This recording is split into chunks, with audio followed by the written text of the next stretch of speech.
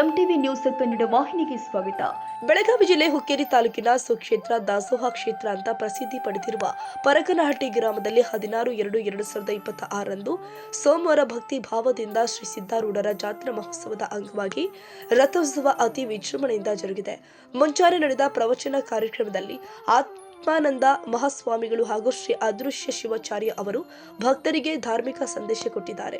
ಪ್ರವಚನ ಕಾರ್ಯಕ್ರಮದ ಬಳಿಕ ಶ್ರೀಗಳಿಂದ ಮಹಾಪ್ರಸಾದಕ್ಕೆ ಚಾಲನೆ ಕೊಡಲಾಗಿದೆ. ಭಕ್ತರು ಶ್ರದ್ಧಾ ಭಕ್ತಿಯಿಂದ ಮಹಾಪ್ರಸಾದ ಸ್ವೀಕಾರ ಮಾಡಿದ್ದಾರೆ. ಮಧ್ಯಾಹ್ನ 3 ಗಂಟೆಗೆ ಶ್ರೀಗಳ ಪಾವನ ಸಾನ್ನಿಧ್ಯದಲ್ಲಿ ಶ್ರೀ ಸಿದ್ದಾರೂಢರ ರಥೋತ್ಸವಕ್ಕೆ ವಿಧಿವಿಧಾನಗಳೊಂದಿಗೆ ಚಾಲನೆ ಕೊಡಲಾಗಿದೆ.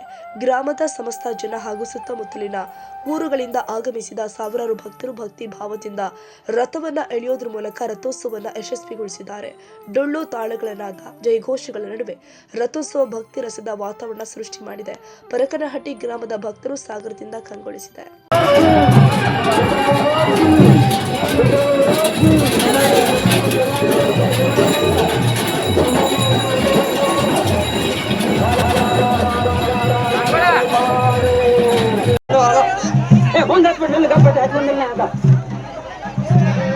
ಓಂ ನಮಃ ಶಿವಾಯ ಓಂ ನಮಃ ಶಿವಾಯ ಓಂ ನಮಃ ಶಿವಾಯ ಓಂ ನಮಃ ಶಿವಾಯ ಓಂ ನಮಃ ಶಿವಾಯ ಓಂ ನಮಃ ಶಿವಾಯ ಓಂ ನಮಃ ಶಿವಾಯ ಓಂ ನಮಃ ಶಿವಾಯ ಓಂ ನಮಃ ಶಿವಾಯ.